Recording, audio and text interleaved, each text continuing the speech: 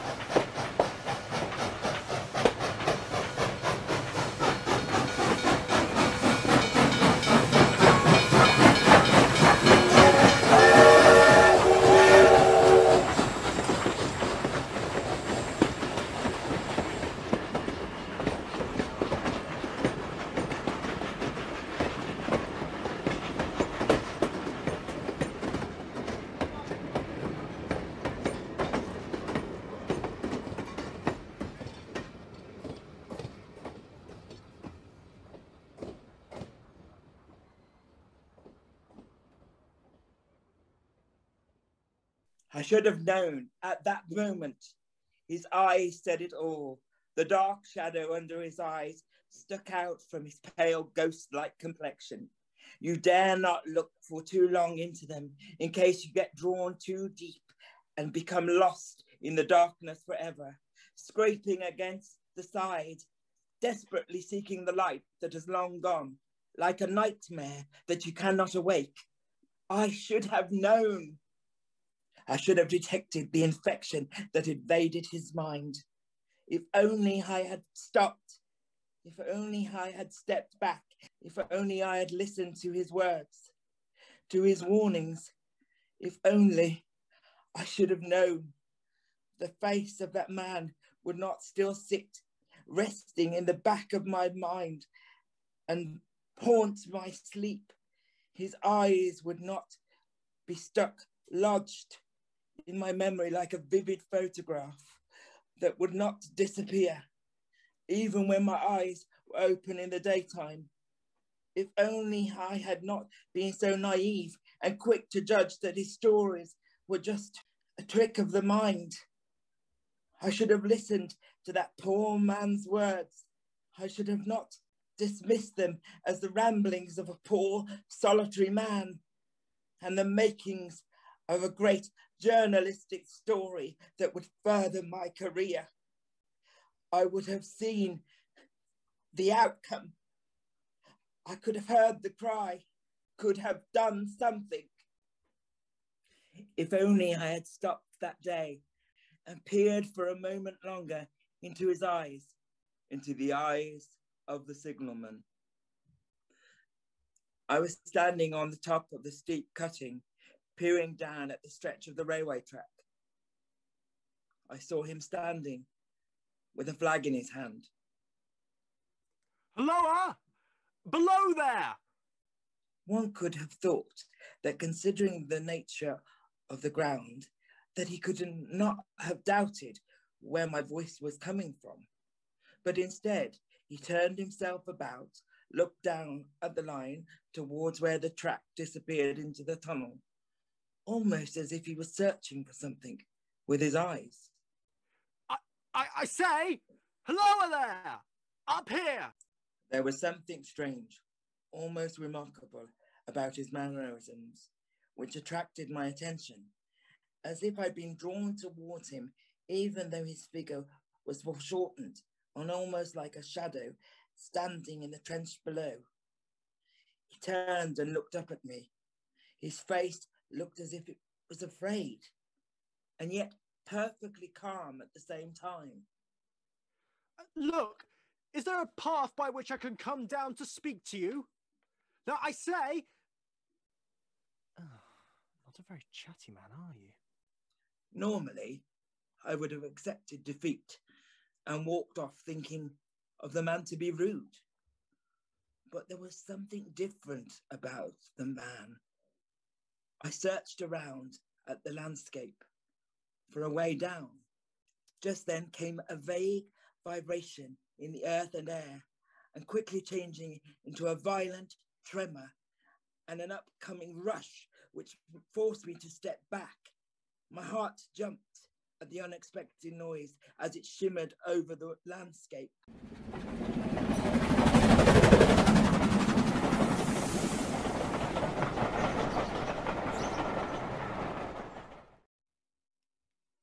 Is there a path by which I can come down? He held up his flag, pointing towards a point on the level, some 200 yards away. All right, I'll be right with you. The path wasn't the safest. A zigzaggy, slippery slope which descended down at the side of the hill in a sharp gradient. It made through a clammy stone that became oozier and wetter as I went down. He was standing by the rails, close to where the train had just passed. He had his left hand on his chin, and his left elbow rested on his right hand, crossed over his chest. It was as if he expected me there. I stopped, almost startled. Ah, here we are. That was a steep slope, slippery too. I almost fell a few times. Do you have to use that path to get up and down here yourself? The man still said nothing. He just gave a single nod. I peered around. His post was a dismal and lonely place. On either side, a dripping wet wall, a jagged stone, excluding all view, but a strip of sky. I looked down into the gloomy black tunnel and felt the heavy, barbarous, depressing and forbidding air as the wind rushed through me. I say, this must be a very solitary and lonesome spot to occupy. There's so little sunlight. Surprised that anything ever lives here. Lives? Oh, a visitor such as myself must be a rarity. Well, I hope that it is not an unwelcome rarity. It's just, I saw you from above and I could not help watching. Look, forgive me for the intrusion, but I had to know how you... I say, are you quite all right? That red light by the tunnel, is that part of your charge? Don't you know that it is? For a brief moment, I almost felt as if there were a spirit and not a man which stood before me. Forgive me, sir, but you look at me as if you have some sort of dread of me. I assure you that you have nothing to fear, nothing at all. I am simply a man.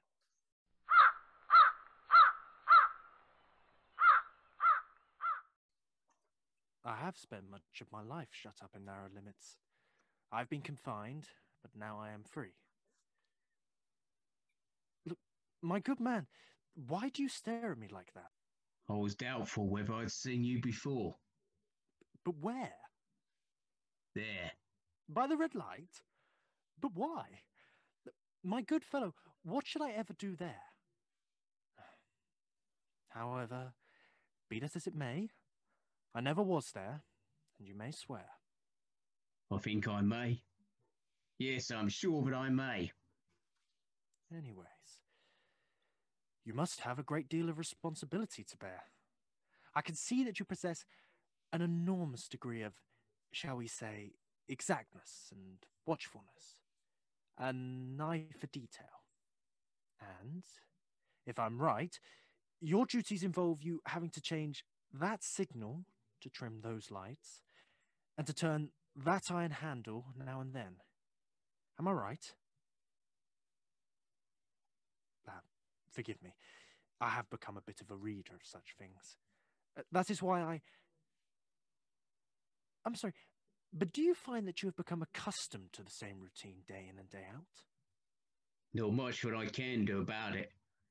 The routine has become my life. Ah, well, don't you find it tiresome? You get used to it.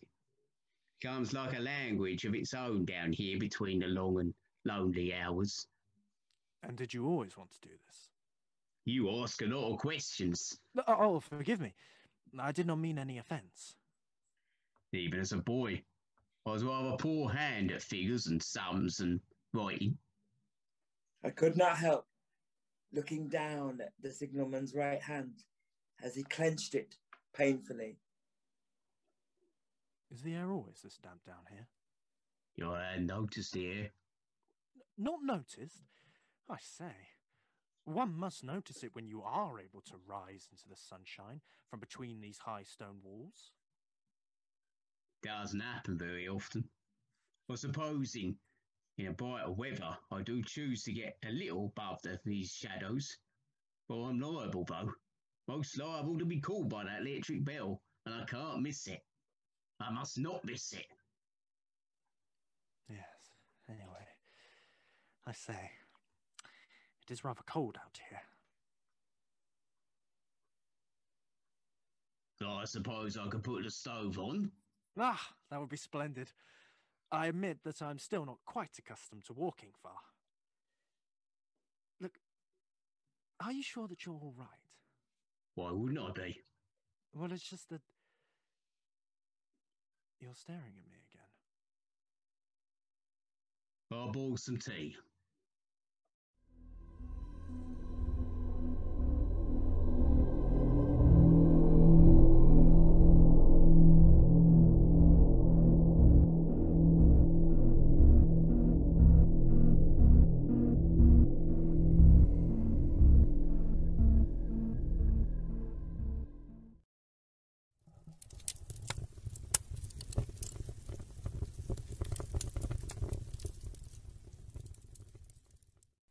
Inside the box, we sat in front of the stove fire, burning bright.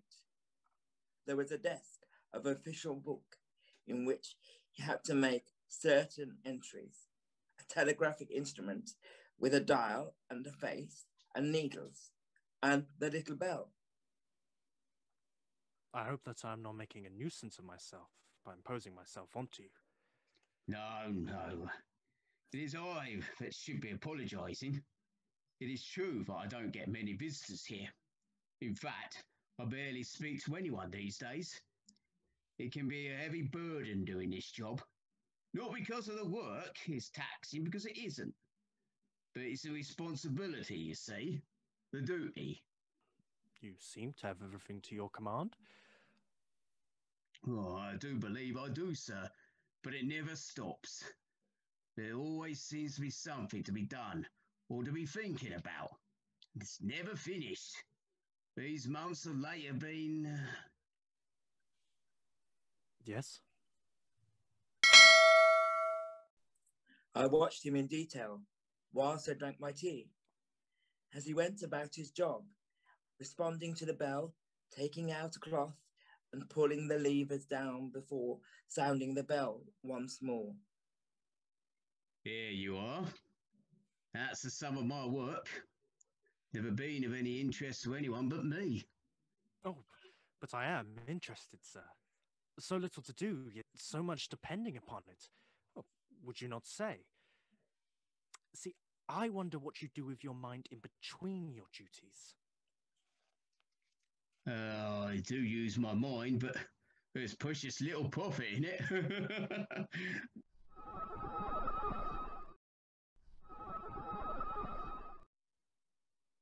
Is everything all right?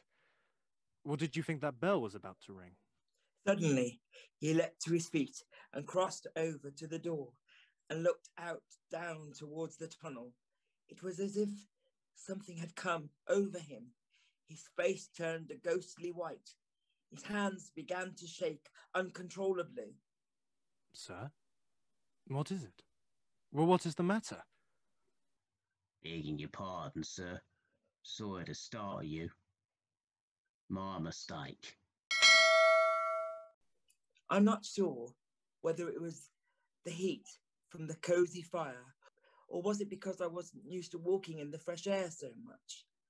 I found myself closing my eyes and drifting off. As I slept, the signalman continued to go about his duties and watched the trains go by.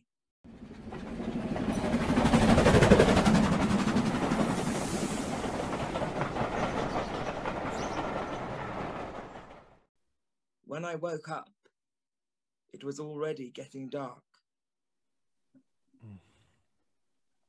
Oh, forgive me. I must have fallen asleep. It's all right. You have no responsibility here. You have no call to be here. Being here, there's no charge on you to do this and that, sleep or wake. Nothing will suffer for it. What was it that really brought you here? I was drawn here. Drawn you?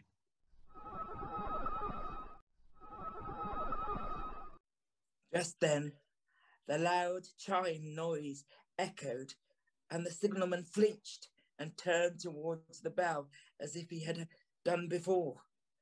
But the bell did not sound. The bell did not sound. That bell. Yes. An accident on this stretch of line must be a terrible thing. In the tunnel, say. Tunnel collision is the worst to be feared. Your nightmares will be hard to equal it.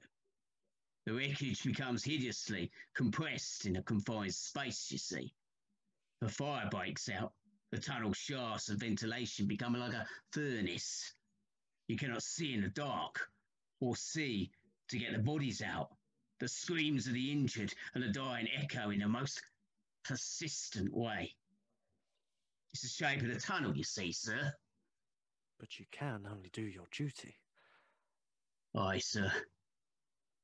And you have all of this peace. You have no desires to go elsewhere. I have not. Then I must say that I believe that I have met with a contented man. Now, I must leave you now. It's a fair walk back to the inn. Well, it used to be. I'm troubled, sir. I'm troubled. With what? What is your trouble? It's difficult to impart, sir. It's very, very difficult to say of. If you ever make another visit, I'll try and tell you then. But I expressly intend to make you another visit. Say, when shall it be? Well, I go off early in the morning, but I shall be back on at 10 tomorrow night, sir. Then I shall come at 11. And I'll shine my white light up until you have reached the top of the bank again. Then, when you found it, don't call out. And when you're at the top, do not call out either. Very well. And once again, I ask you that when you come down tomorrow night, don't call out then either. I will not. May I ask you a parting question? What made you cry, hello, below there, earlier? Oh, heaven knows. I suppose I did cry out something to that effect. Most of those were the words that you used. Please admit it, sir. You said those words, did you not? I said them because I saw you below. You had no feeling that they were conveyed to you in some supernatural way? No. I walked by the side of the down line of the rails with a very disagreeable sensation of a train coming behind me. Until I found the path. It was easier to mount than descend. I got back to my inn without any adventure. My eyes were almost shut straight away as soon as my head hit the pillow. Yet, no matter how tired I was, I could not sleep. My mind kept returning back to the signal box, to the signalman, and what he had said. There was an eerily coldness that filled my veins each time I thought of it. I could not stop seeing the signalman's face each time he thought that the bell had sounded. and the expression when he saw me, and why a man who was so contented was so troubled.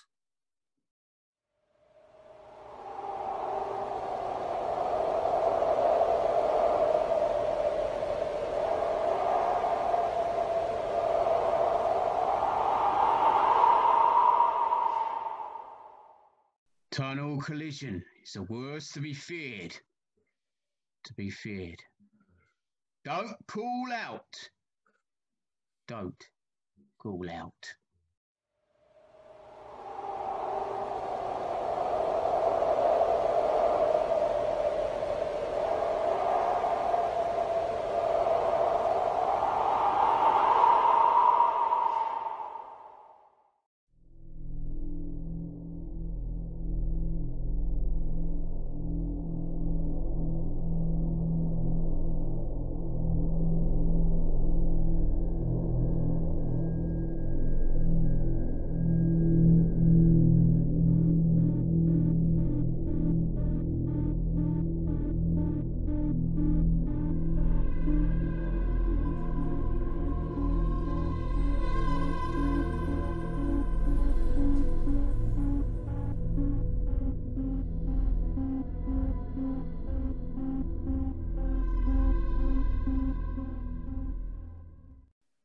I did not call out to you. May I speak now? By all means, sir.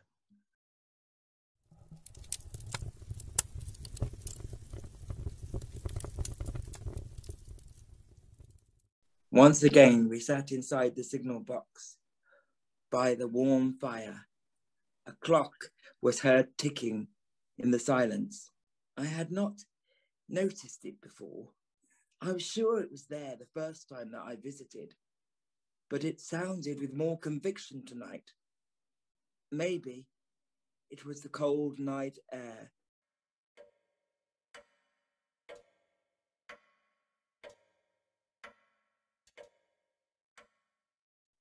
It is very dark out there. There's not much light at all. I nearly lost my way whilst coming down here. How is it that you do not trip or stumble, or even find your way? Suppose I just do. I've been here long enough to know the way about. Like the back of your hand. Every corner, motion, sound, and smell as if it were part of me.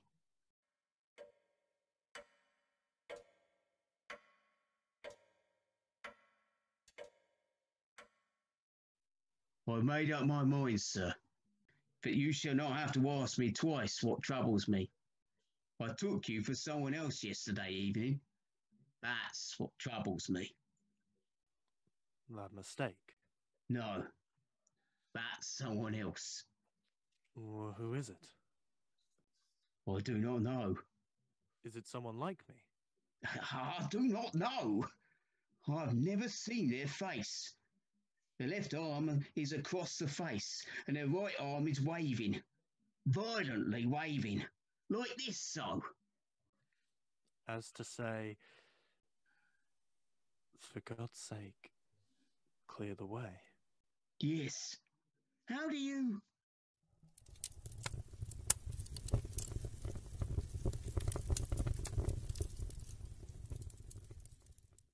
One moonlight light.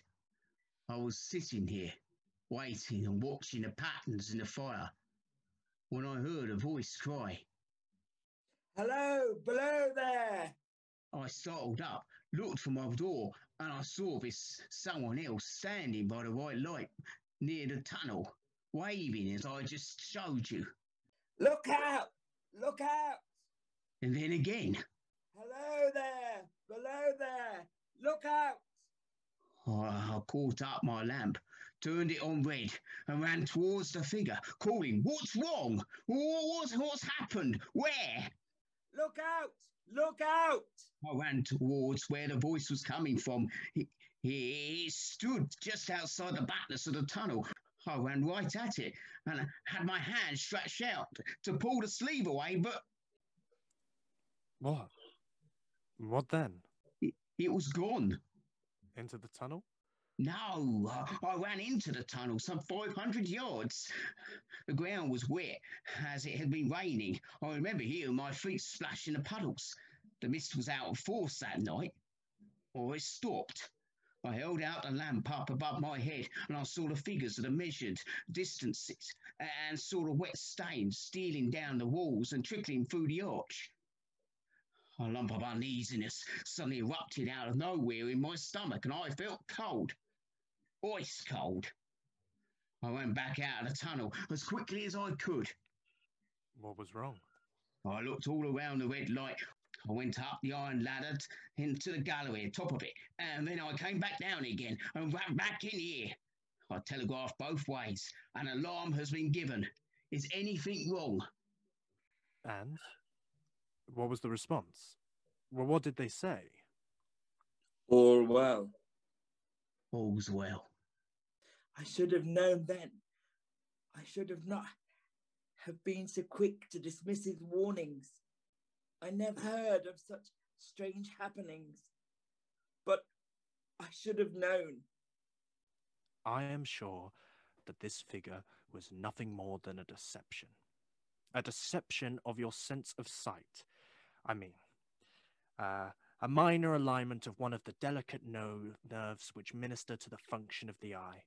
I have known of many such similar cases, my friend, and I assure you that the impairment is not permanent. Experiments have proven this. Experiments? As to prove of an imaginary eye. In such cases, we must look to the more rational functionalities if we abandon reason. Just consider this imaginary cry. Let us listen to the wind for one moment in this unnatural valley. Even now, as we speak, the wild harp it makes with the telegraph wires.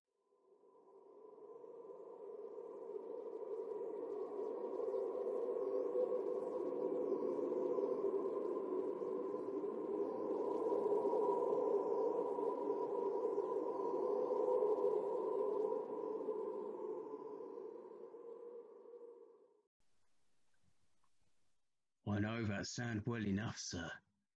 Well then. But still, I have not finished. Within 6 hours after the appearance, a memorable accident on this line happened.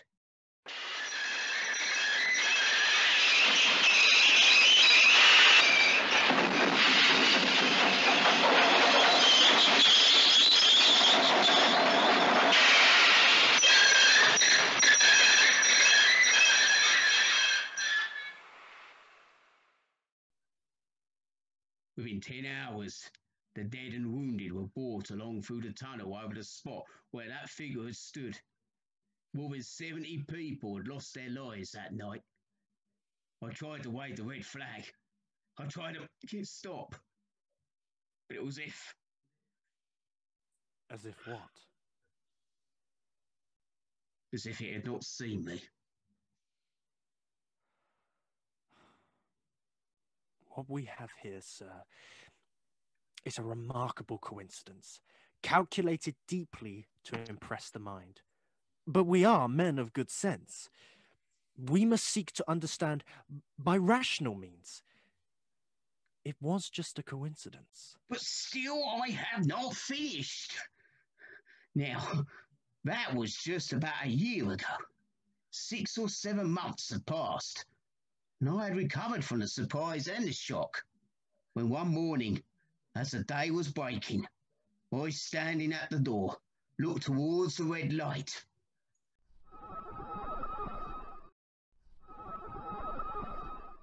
When I saw the spectre again, it was staring right back at me.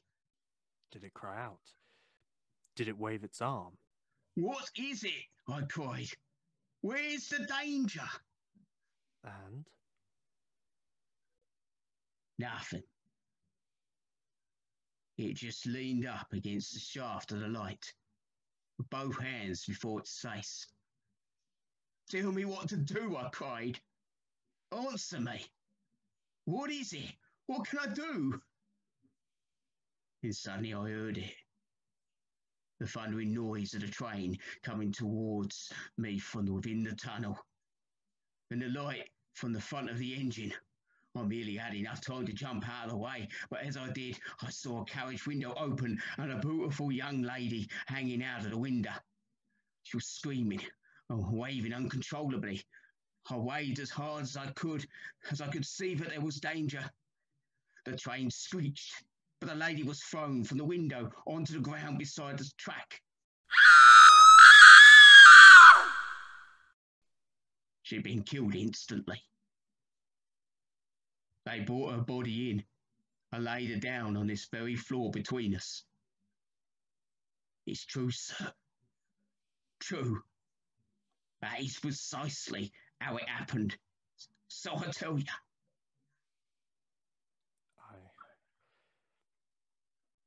I do know not what to say. Now, sir, and judge how my mind is troubled. The spectre came back a week ago. Ever since, has been here now and again, by fits and starts. At the light? At the danger light. And what does it seem to do? You know what it does. I've told you. It signals once again, as to say, for God's sake, clear the way. Oh, I've no peace or rest because of it. He calls to me for many minutes together in an agonised manner. Below there, look out, look out. And the bell starts ringing. And it will not stop ringing for some time. Until then, it just stops dead.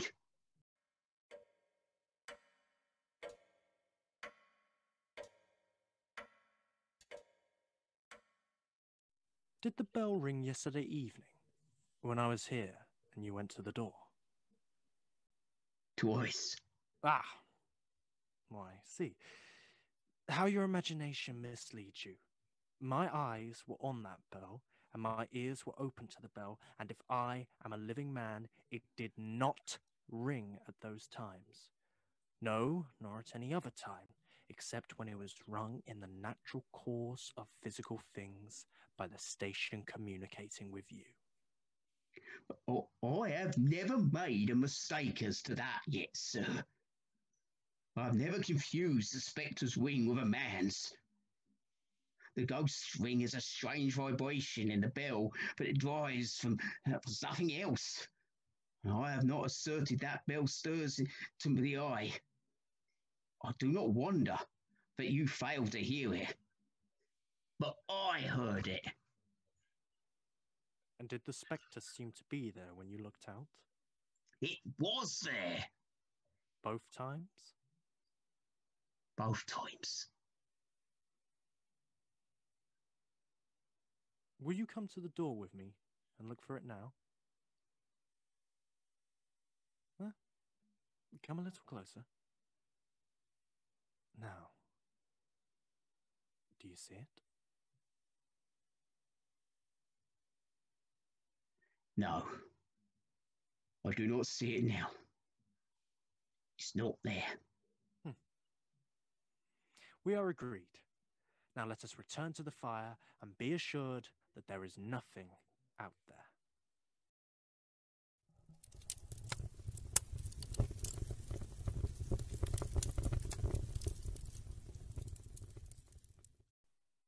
By this time, you now fully understand, though, sir, how this troubles me so dreadfully, for I do not know what this spectre means. What does it want? Why am I being targeted by it? Is it real, not real? What is its intentions, and what is it warning me against? Now, try to calm yourself. More so. What will its end be? I do not know. I cannot say that I fully understand myself. What is the danger? I mean, where is the danger? I keep thinking to myself, is there a danger overhanging somewhere on the line? And some dreadful calamity awaits to happen? You must not let it overwhelm you, sir. Otherwise, it will send you mad. Surely it is not to be doubted, as this will be the third time something has happened. Sir! Forgive me.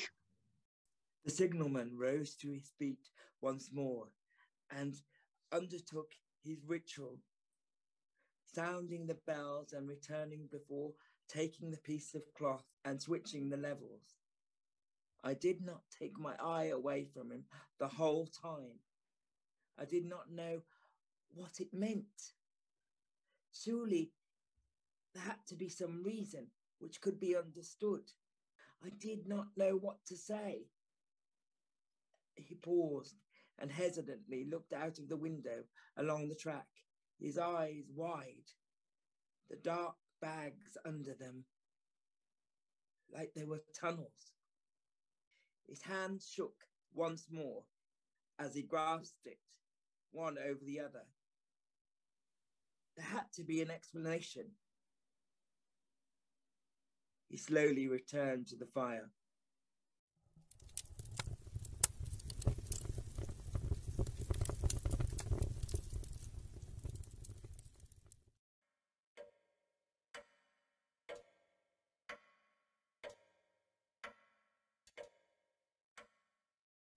Surely this is a cruel haunting of me.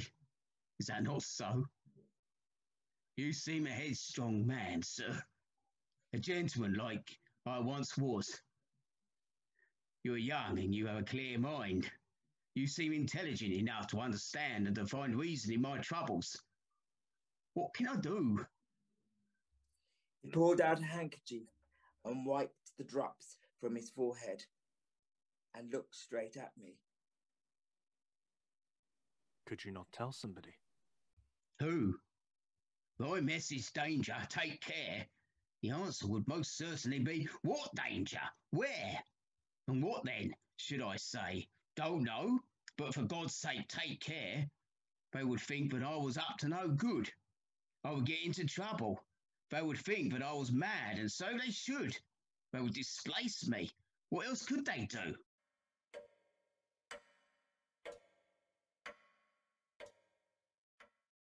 When it first stood under that danger light, why not tell me when and where that accident was going to happen? If it must happen. Why not tell me how it could be averted? When on its second coming, it hid its face. Why not tell me instead that that young lady was going to fall and die? I could have warned her. If it came on those two occasions, only to show me that its warnings were true, so to prepare me for the third, why not warn me plainly now? And I, Lord help me, why come to me, a mere poor signalman on this solitary station? Why not go to somebody with credit, to be believed, and the power to act? My dear friend, you must listen to me. You must compose yourself. Or let us say that all these things are true. They are true. So be it. Very well. But try to take heed of this. Any man whom thoroughly discharges his duty must do well. There is no more that you can do. I have studied you these past 2 nights, and I am convinced that no man could carry out his task with more attention and responsibility than you do. I hope so, sir. I do believe it's so. I'm sure it is so.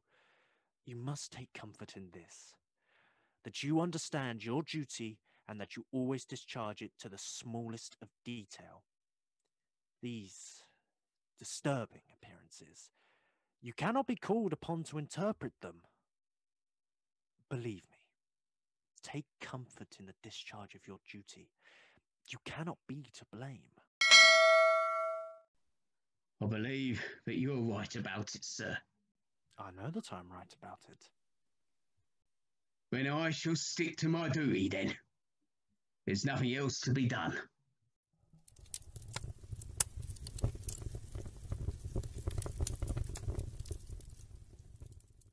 I believe that you have helped me tonight, sir, and I thank you for it. I'll willingly stay with you until dawn if you wish. Oh, no, sir, I would not hear of it.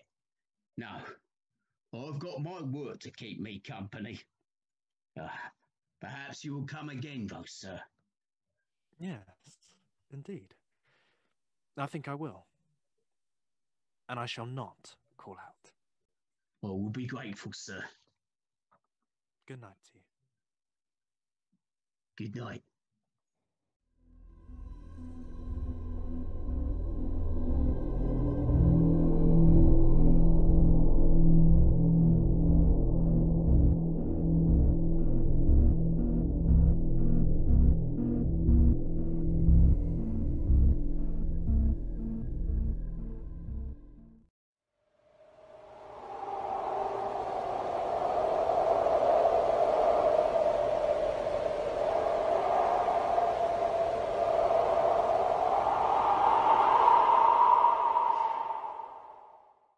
Helloa there!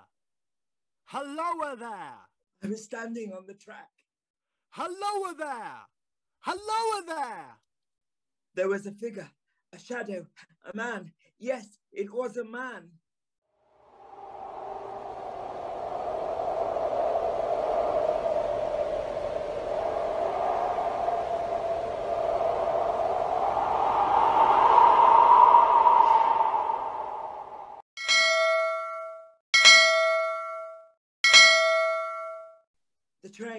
The train was coming. Below there! Below there! Look out! Look out! A man was on the line by the entrance of the tunnel. For God's sake! Get out of the way! I ran towards him. Get out of the way! Look out! Look out! The red light, the danger light was on. The bell was ringing. The train was coming.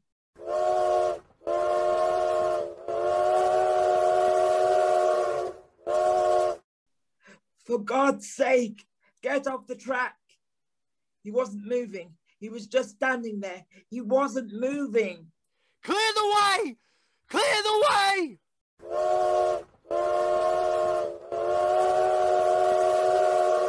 He turned towards me. His face was white. His eyes. It could not be. It made no sense. It made no sense.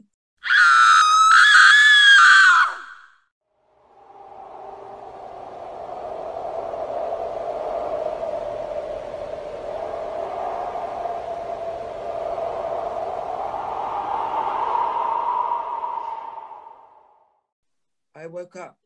The rain was pounding on the window. The wind was howling outside. I felt so cold. I was gasping for breath. A nightmare. It must have been a nightmare. That's all it was. It had to be. For his face. His face.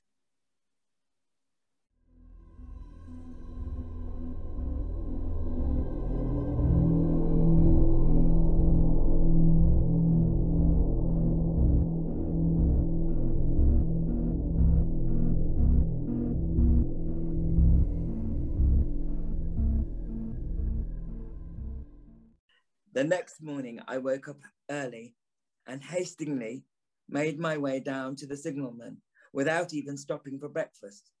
Although I had managed to settle my nerves after the nightmare from the previous night, I still felt a strong urgency to reach the Signalman. I could hear the train sounding in the distance as I crossed over the fields.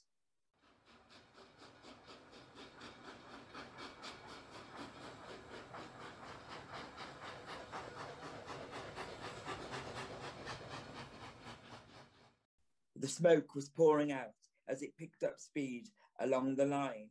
I stopped suddenly in my tracks. A loud, piercing noise vibrated through my ear.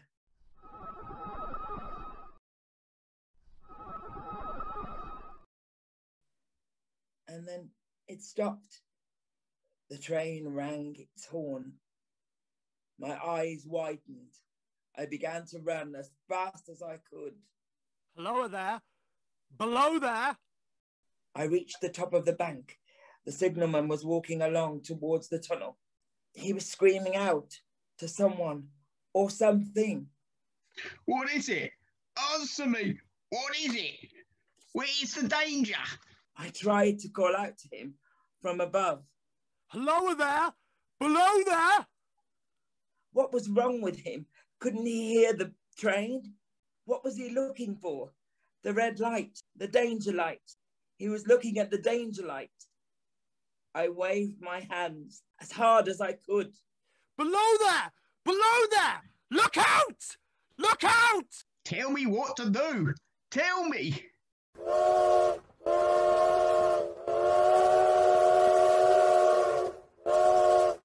He stopped. He looked up at me. I held my arms up in front of my face, struggling to see because the sunlight was shining in my eyes.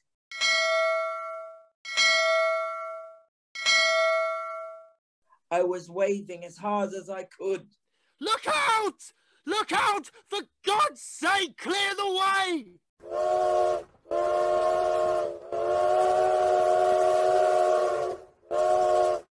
The train emerged from the tunnel and... Sir! Sir!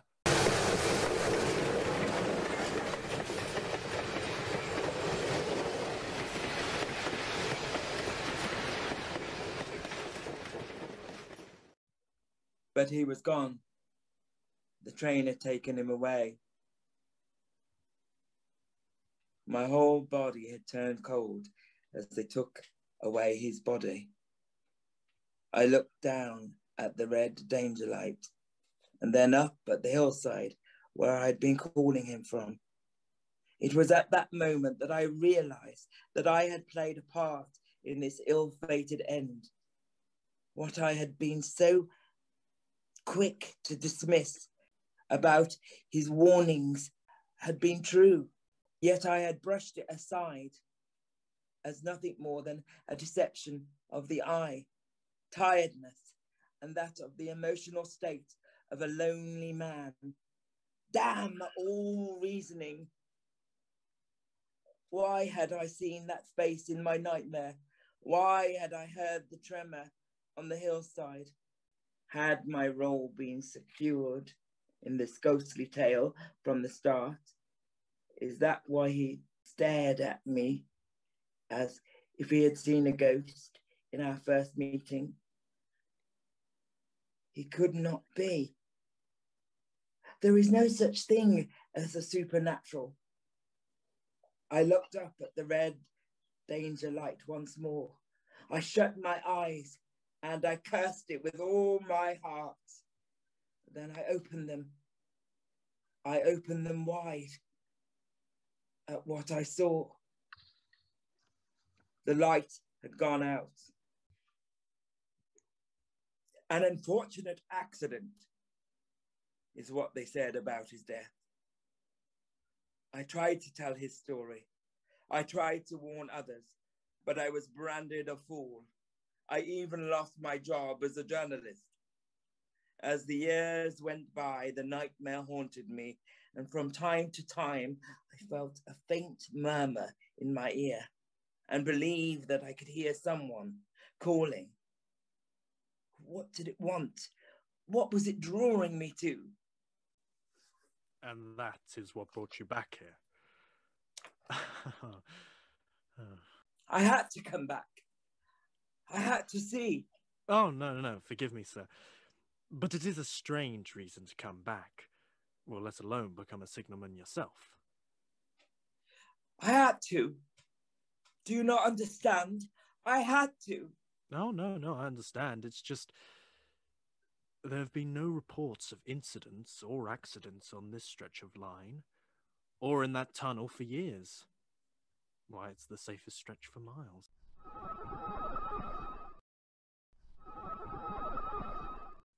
Did you hear that? Hear what? The bell.